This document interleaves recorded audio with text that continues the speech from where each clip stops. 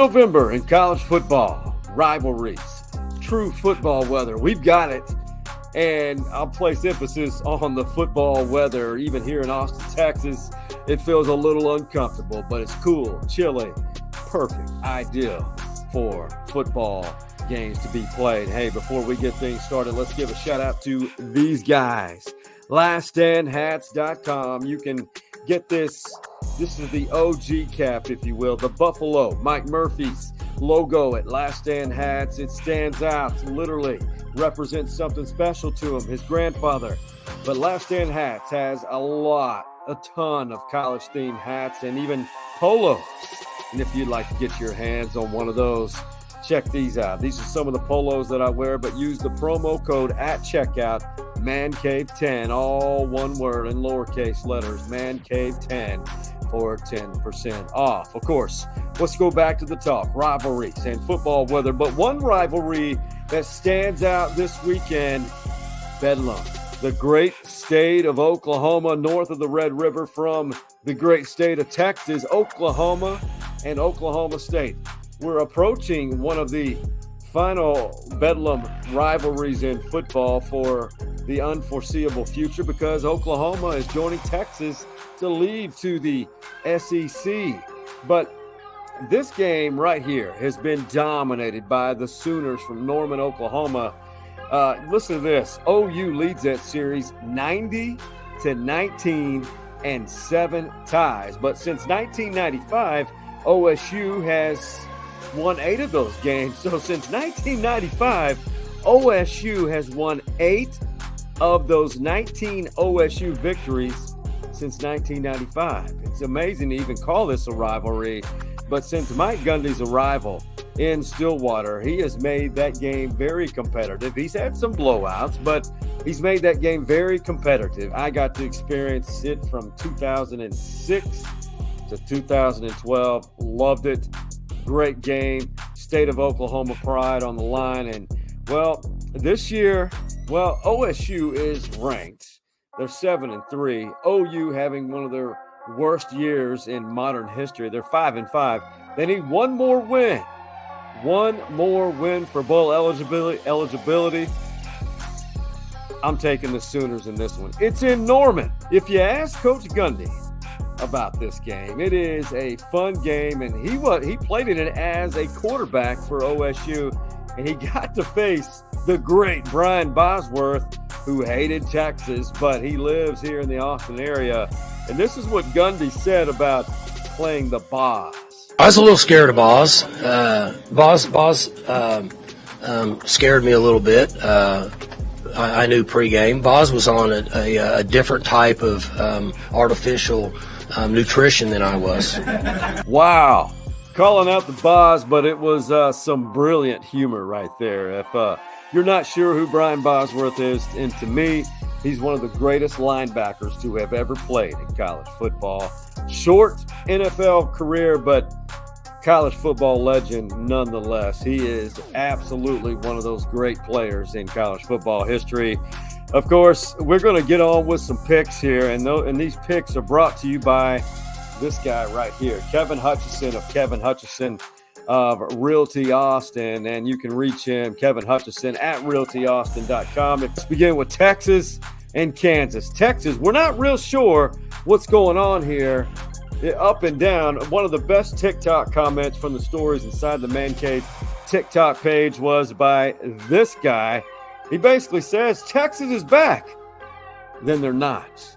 Referencing the game last week against TCU, in which the Texas defense played on a national championship level. I said it. The Texas defense played on a championship level, and they did. One of the best performances by a Texas defense I've seen in quite some time. Meanwhile, Kansas, they're bowl eligible. It's going to be 35 degrees at game time up in Lawrence, Kansas. The key here is Quinn Ewers. He's had a great first year statistically, even though he sat out a few games after suffering that injury against Alabama. He was unstoppable against Alabama early on in that first half. Then Hudson Card had to come on and nearly win the game for Texas. But Quinn Ewers, the last 3 games against some stiff competition, including TCU, 4 touchdowns, 4 interceptions, but he's completing less than half of his passes. Well, Sark commented on why or what's going on. We have to make sure we're protecting at a high level. That's the first part. And then 2, I think there's an awareness level for him there's an awareness level for him on where are those throws based on the concept that we have that are those blitz beater throws.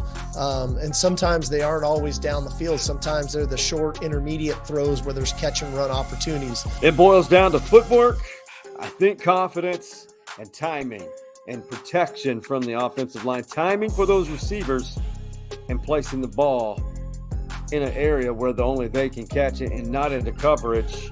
But it's going to take, it'll be interesting to see if Texas shores that up against Kansas. Kansas is a threat to beat Texas.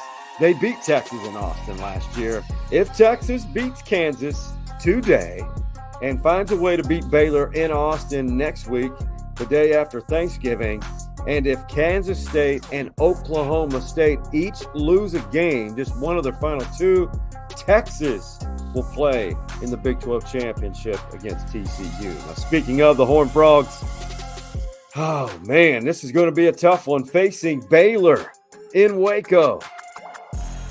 I don't know why. I think TCU is CFP worthy. They're good.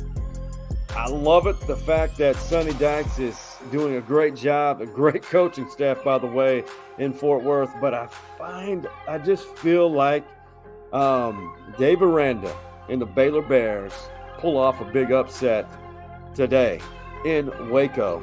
I really do. Kansas State and West Virginia. Oh, the Mountain Mamas have something cooking in Morgantown. But will the fans show up? Kansas State, the better team. I'm just feeling some crazy things going on in Morgantown today. The Mountaineers with the upset of Kansas State. All right, all way out on the left coast, the Battle of LA.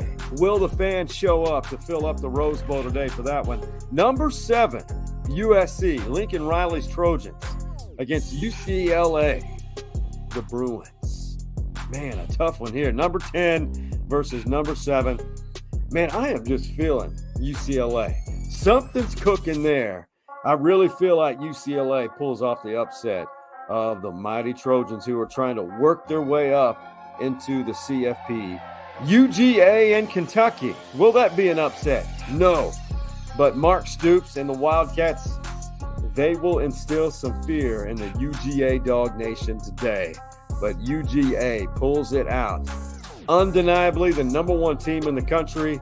Hey, my irrelevant pick, my alma mater right here, Stephen F. Austin, playing Abilene Creston for a second time this season.